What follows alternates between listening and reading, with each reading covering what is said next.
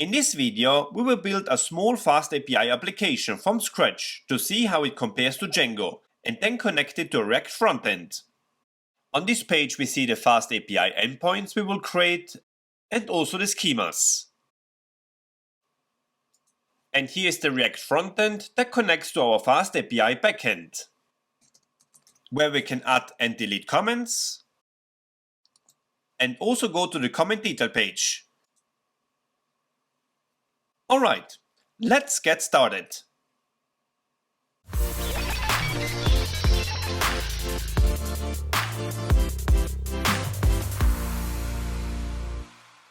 Hello, welcome, I'm Andreas, your tech-curious web designer. In this video, we will take a look at the FastAPI framework, which has become one of Django's biggest competitors when choosing a Python backend. FastAPI is a modern asynchronous web framework designed specifically for building high-performance APIs. If all you need is a backend to serve API endpoints for React, Vue, Svelte or mobile applications, FastAPI can be an excellent choice. However, it comes with far fewer built-in features than Django. But before we dive in, a quick word from this video sponsor, my own web app Fabimo. Fabimo is a web application built with Django, HTMX, Alpine.js and Django channels.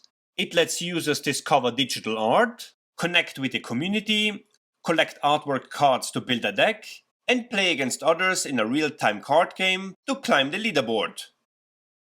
Try it out yourself at fabimo.com.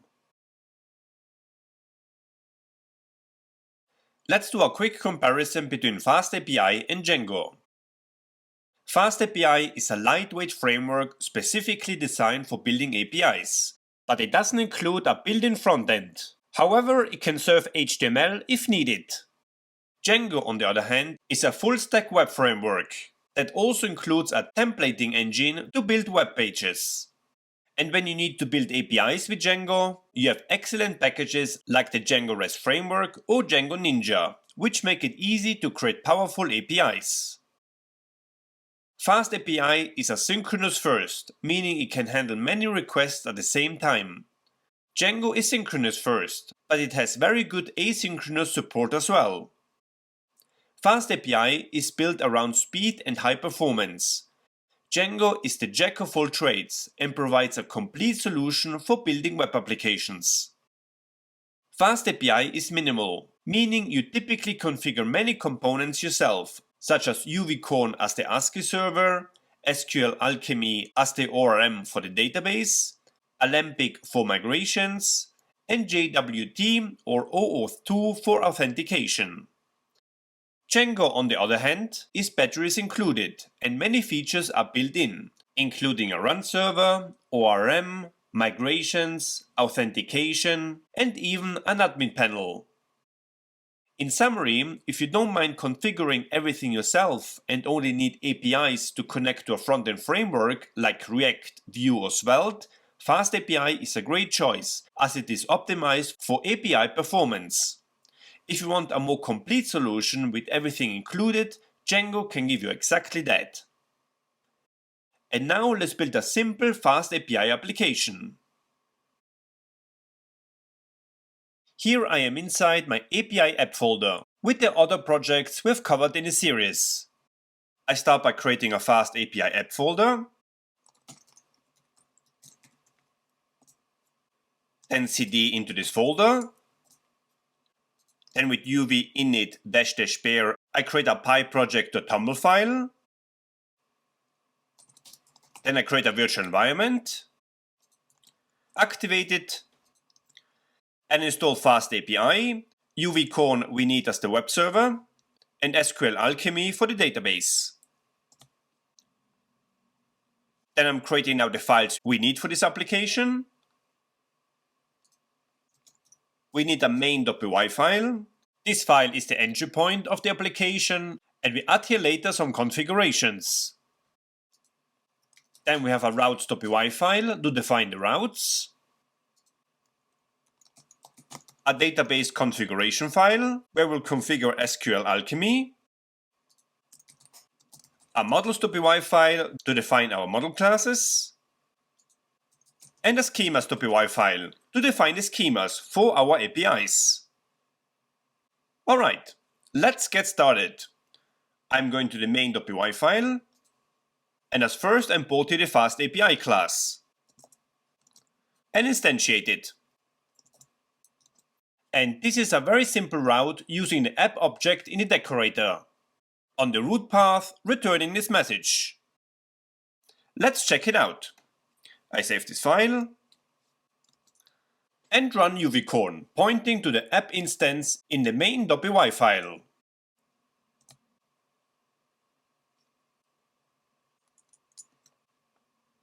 Then we can go to localhost colon 8000. And as we can see, it returned this message in JSON format.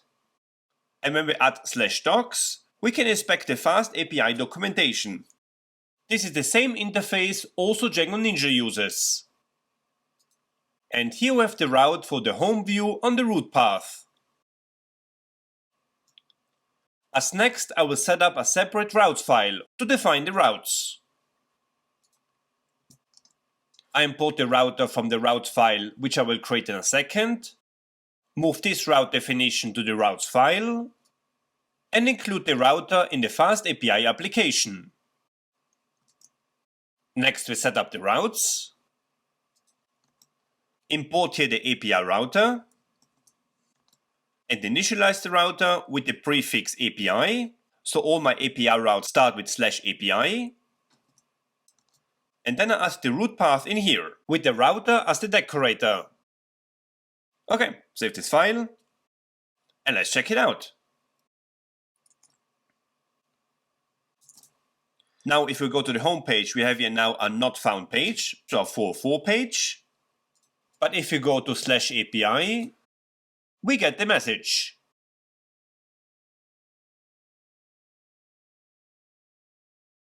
Alright, next let's add the database. I'm going to the database.py file, add here those imports from SQL Alchemy, define the database URL using the SQLite database that comes with Python, create the engine, and create the session local object, which creates database sessions. Then we define a base class, all our models will inherit from, and define the getDB function, which creates a new database session for each request. So this is a very simple configuration to connect FastAPI to a database using SQL Alchemy. And then we import this configuration in our main.py file. So here from the database file, I import the base and engine. And with this line, I create database tables from my model classes. Alright, with this we have set up our SQLite database connection. Next, let's create a user. I'm going to the models.py file, add here those imports, and define the user class with the properties ID, username, display name, and avatar. And then we also define the schemas to create the APIs. So I'm going to the schemas.py file. For the schemas we use Pydantic and import here the base model. Define here the user schema with the type hints. And with this config class, Pydantic can create a schema from a SQL Alchemy model object. And then I also add here a schema to create a user. Alright, save this file. Now let's add the route. I have to add here some imports. So we import the depends from FastAPI. And additionally, the database session, user model, and schemas. Then I add here the users route, which is fetching all the users from the database. And the response is using the user schema. And then I'm adding also the add user route, where we create a new user, using the user create schema and creating the user object in the database. Alright, save this file. And finally, for FastAPI to be able to serve the avatar image, we need to mount the media folder to the FastAPI application. So I'm going to the main.py file, import the static files, and mount the media folder as a static files directory to the FastAPI application. Okay, let's create the media folder now. And in here I add the avatars folder. And add the avatar image in here. Alright, let's test to add a new user. I restart the server. Then go to the API documentations. Click here to add a user. And here we can test it by clicking the Try It Out button. For the username I add admin. I add a display name. And the absolute URL to the avatar image. Okay, and then I click Execute. Alright. And then we go to the Users API. And as we can see, it created this user. If you like this content, consider to give this video a thumbs up, subscribe to this channel and click the bell icon. This helps me to grow this channel and to reach more aspiring web developers. And if you want to support my work financially, you can subscribe to my Patreon page and get access to exclusive content. Thank you so much. I really appreciate you. And check out my Udemy course on how to create a TikTok clone with Django, HTMX and Alpine.js. You can find a link in the description below. Alright, with this we added a user to the database. In a production environment, we would need to use JWT or OAuth for user authentication and registration, but we will not cover this in this video. Next, let's add comments. I'm going to the models.py file.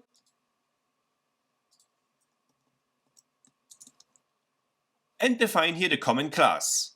This is using the properties ID, body and author ID. And with this author property, I define the relationship to the user class.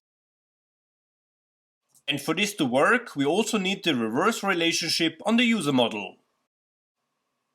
Okay, let's import foreign key and also relationship. Okay, save this file. Now we add the schema. I add here the comment schema class to display the comment. And also the comment create schema to create a comment. And here we define only the body property, because the author we add automatically in the backend. Alright, next we define the routes. I import the comment class and the schemas. Then I define the comments route to display the comments. And the route to create a comment. And here I'm adding the author with the ID 1 to this comment. Alright, save this file. And let's test it out. I'm going back to the docs. Here I'm adding a comment now. With the body testing FastAPI. And then execute. Then I go to the comments API. And see here this new comment. With the body testing FastAPI. And we also get the data of the author. Nice.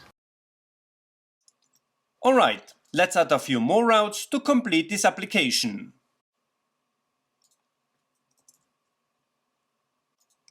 We have here the route to delete a comment. This is using the comment ID as a parameter. Also the route to the comment detail page. And for the front end, we also need the data of the logged in user. And here I'm just hard coding user 1 as the logged in user. Okay, save this file.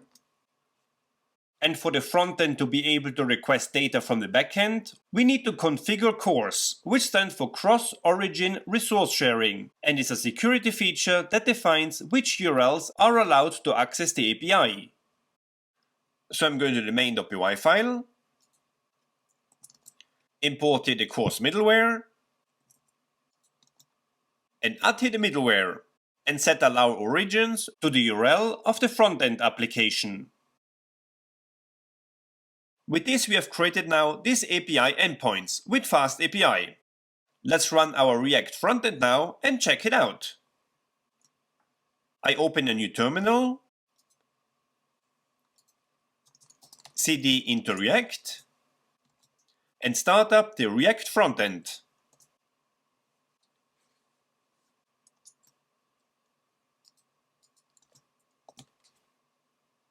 And here we have the React frontend connected to the FastAPI backend.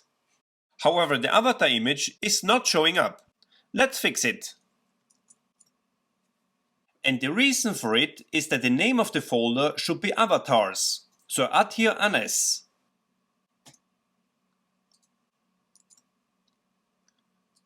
And now the image is showing up.